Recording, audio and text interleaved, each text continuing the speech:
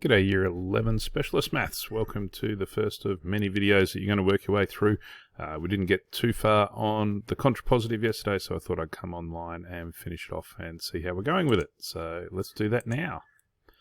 Alright, so we got as far as this Alice and Bob, the knaves and knights question. I think we've dealt with that one fairly well. What I want to move on to today is the actual case of the contrapositive. And this is, we'll talk about the statement and contrapositive there, but here's the basic definition you're going to need to know. If P implies Q, so if P is true, then it follows that Q is also true, then the statement not P implies not Q. So what would be an example of where this is true? So the contrapositive of if something is a square, it is a rectangle. Okay, so if something is not a rectangle, well, it definitely can't be a square. Now, that's not saying that all rectangles are squares.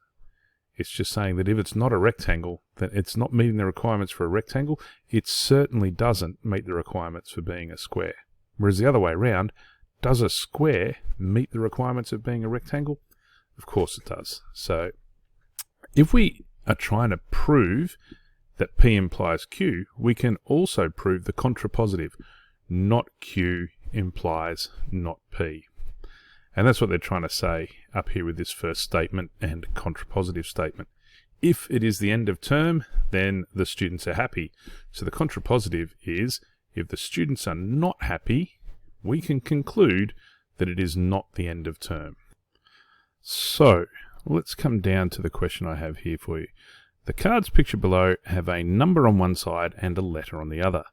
They are all supposed to follow the rule. If a card has a vowel, A, E, I, O, or U on one side, it must have an even number on the other.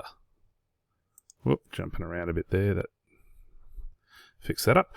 Which cards do you need to turn over to make sure the rule has been followed correctly?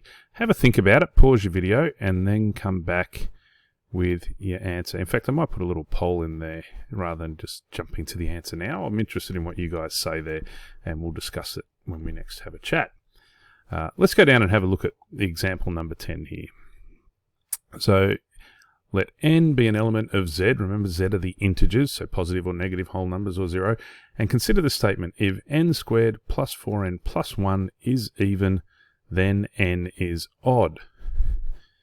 What would the contrapositive be? So remember, we're thinking about if the original statement is if P, then Q. That's another way of saying P implies Q.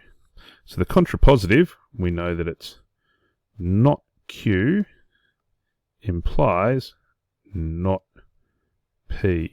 So if not Q, then not P. That's the structure that we're looking for there. So if we want to write down the contrapositive, and the original statement was if n squared plus 4n plus 1 is even, then n is odd. We can say if n is not odd, then n squared plus 4n plus 1 is odd, or not even. And that's what they've said there. So if n is not odd, if n is even, then n squared plus 4n plus 1 is not even, i.e. it is odd. So they've said the same thing there. Can we prove it? Well, that's what we're going to try and do. We'll just follow and see they're working and see if you can make sense of it.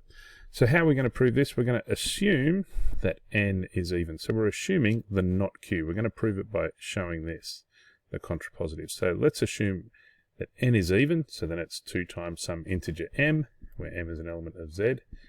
Now if we substitute n with 2m, and expand, we can see that here we've got a number with 2 as a factor, so that's definitely even, and then we've added 1 to it. If we had an even number and then add 1 to it, it's in the form 2k plus 1, which is the form of an odd number. So we can conclude that n squared plus 4n plus 1 is odd. So I've gone and just picked a question out of exercise 8b for us to have a go at and try and prove. So the statement we're trying to prove is that if n squared is odd, then n is odd. We're going to follow this idea that sometimes proving the contrapositive is often easier than giving a direct proof of showing that if n squared is odd, n is odd. Probably you could do this one either way, but let's try doing it by the contrapositive. So let's start with if n is not odd. So we've got to think about what the contrapositive is going to be, and maybe writing that is a good first step.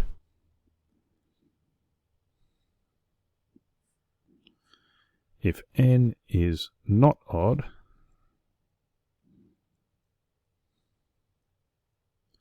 and of course you can write even there, then n squared is not odd or even. I don't know, I tend to like going with the not odds because it seems to work for my brain. Showing not Q is not P, so that makes it easier for me. Of course you can substitute in even, and when you're talking about it, that's fine as well. So let's see if we can prove that. So we're going to assume that n is not odd. So we've got that in mind. Let's go ahead and do our actual proof. So assume n is even. What does that mean? That means I can write n in the form of 2 to the power of m for some integer m. And how do I write that? For some m that's an element of the set of integers. So I'm going to assume that n is even, which means I can write it as 2 to the power of m. Therefore, n squared I can write as 2 to the power of m all squared, which of course is going to be 4m squared. And what am I trying to show? I'm trying to show that it is even. Well, how do I show something's even? It's 2 times 2 to the m squared, which is in the form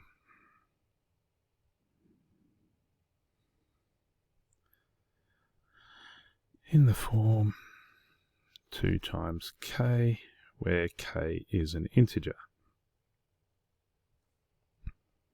Therefore, n squared is indeed even. So can we make sense of that? Let's just make sure we've got it right.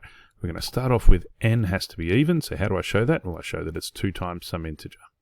Doesn't matter what the integer is. I can then, in the expression I'm trying to prove, say n squared. Well, that's 2m all squared. Expand the brackets correctly.